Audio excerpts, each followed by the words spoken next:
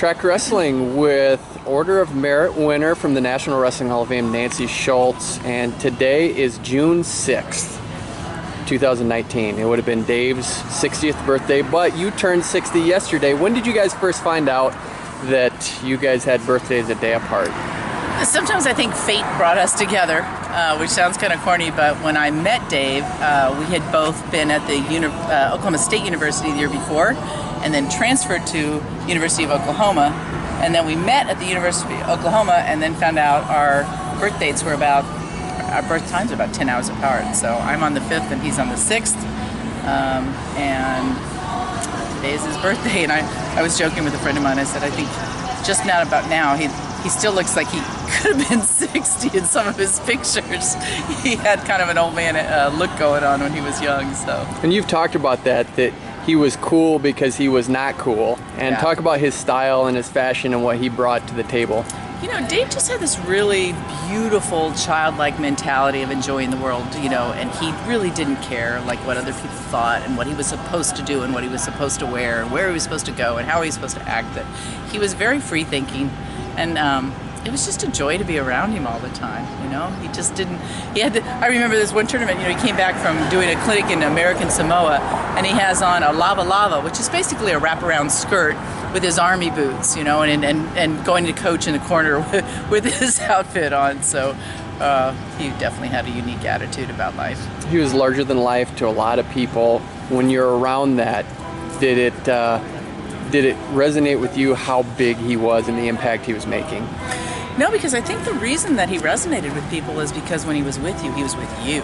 And it served me the same way as it did all of the other people that he was around in life. And the same with my children. When he was with you, and he paid attention to what you were doing and what was important to you and how you felt and what was, you know, going on in your life. And he did that with each and every person he met, down to the janitors in Russia, to the presidents of other countries. And he had a way of pushing everything that was all of the outside noise away and really connecting with the persons in front of him. And I think that's where that idea, you know, he had 50,000 best friends, because when he sat in front of you, he truly was, you know, one of your good friends. It's been about a year since you won the Order of Merit from the National Wrestling Hall of Fame. Now that you've had that award and you've had a chance to reflect on it, what does it mean? Well, Kyle, you've spent lots of time at these museums and National Halls of Fame. I mean, you know that this is the epitome of what people in wrestling, how you honor them. And so for me, not even coming from a wrestling background, but from just being around wrestling and Dave teaching me how to love the sport, and really, I've always said that the order should have been given to the people that supported me, because wrestling has saved me. After Dave's death, they lifted me up and carried me. They've been the family to my children, my family, and so receiving the honor was really the most wonderful thing that ever happened to me, but I really think it goes back to the wrestling community. Has it been rewarding to work on projects like Team Foxcatcher, a documentary that preserves his legacy, and with Rudis that really does preserve his legacy in a lot of ways? Yeah, you know, I laugh. You know, Dave taught me how to love the sport, and then like a lot of other people in wrestling, you know, I served on USA Wrestling. I got involved in the National Wrestling Hall of Fame. I got involved in Rudis, and it's like once you get involved in wrestling, you can't get out. You're in for a long time. But being involved with the Hall of Fame has been one of the most meaningful, and sprucing up wrestlers through Rudis Sports Apparel has been a great gift as well. And there's some cool videos that they do on him. That has to be neat to see those. I actually think one came out today. So Rudis is launching a video today talking about Dave, his career. I think they're reading a letter that he wrote to Bruce Burnett as an athlete a little earlier in his career. And I actually haven't seen the whole thing, so I'm looking forward to watching it today. What's next for you in wrestling? How long do you want to stay involved?